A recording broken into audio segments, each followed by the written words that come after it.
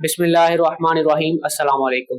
तो गाइज आज की वीडियो में हम बात करने वाले हैं एक ऐसी जादुई एक्सरसाइज या थेरेपी के बारे में जिसे फॉलो करने के बाद आप अपने घुटनों के दर्द से इंस्टेंट रिलीफ हासिल कर सकते हैं। और अगर आप इसे रेगुलर फॉलो करते हैं तो आपके घुटनों का दर्द हमेशा के लिए गायब हो सकता है।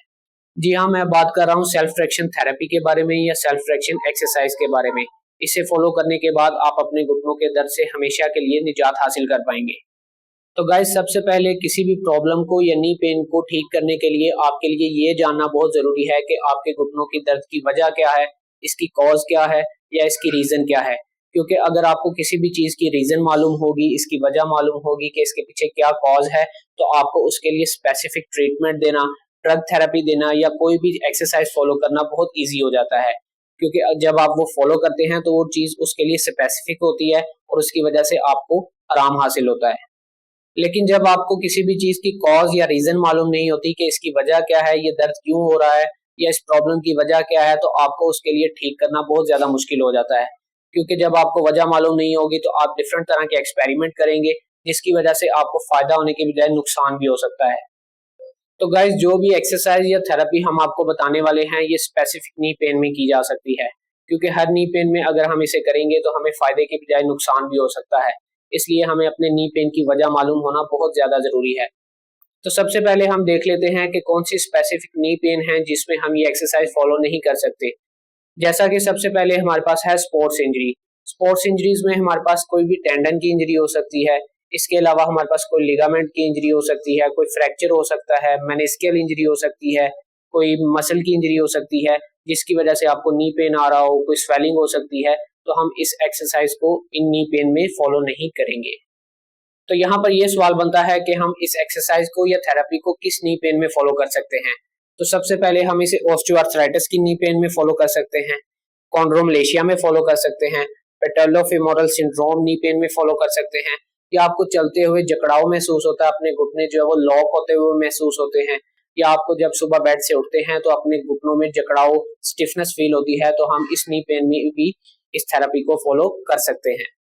तो गाइज अब हम बात कर लेते हैं कि ये एक्सरसाइज या थेरेपी आपके नी पेन को कैसे ठीक करने वाली है, यानी इसकी फिजियोलॉजी के बारे में बात कर लेते हैं।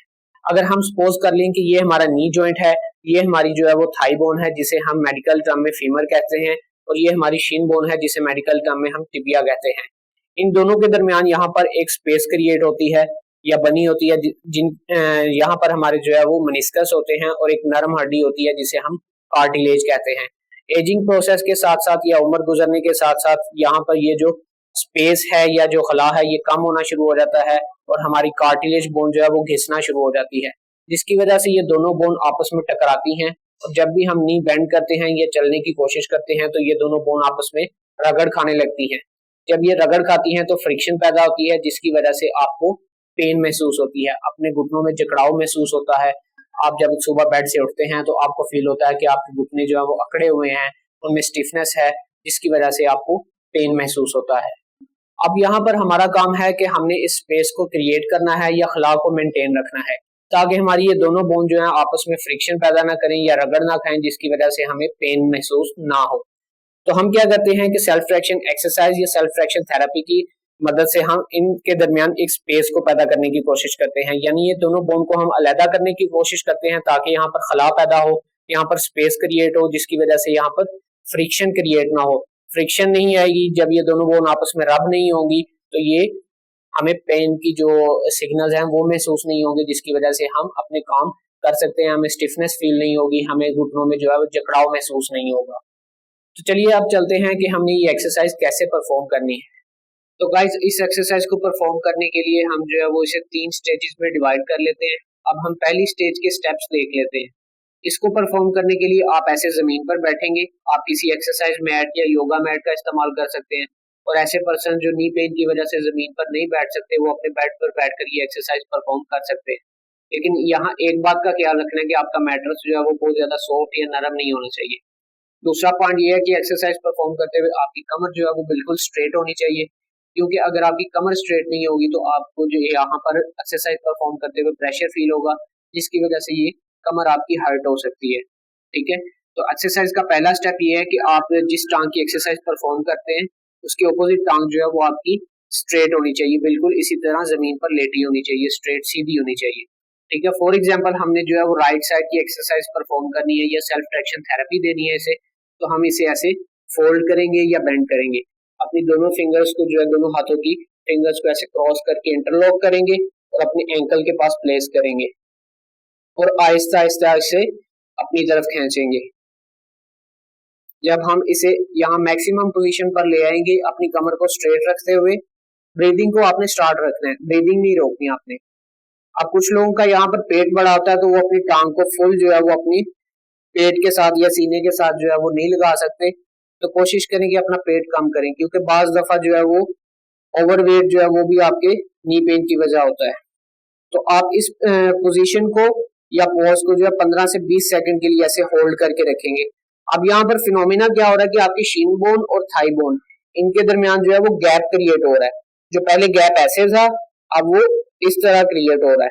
तो ये गैप क्रिएट होने की वजह से आपको जो है वो पेन आहिस्ता आहिस्ता कम होने लगेगा आपका, और आपको रिलीफ फील होने लगेगा। ठीक है, तो इस तरह हम जो है वो 15 से 20 सेकंड इसे होल्ड करेंगे और फिर आहिस्ता से इसे छोड़ देंगे।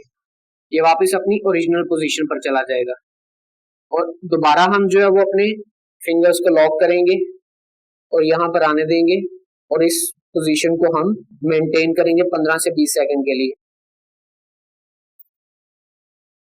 अब हमने यहाँ पर ये ख्याल रखना है कि जब हम 2 से 3 मरतबा ये एक्सरसाइज परफॉर्म कर लें तो हमारे टोज जो है वो टुवर्ड्स हमारी अनदर जो दूसरी टांग है उसकी तरफ होने चाहिए। ठीक है, अदर लेग ऐसे, ताकि हमारी शिन बोन जो है वो थोड़ी सी रोटेट करनी चाहिए। यहाँ पर ये देखिए इस तरह।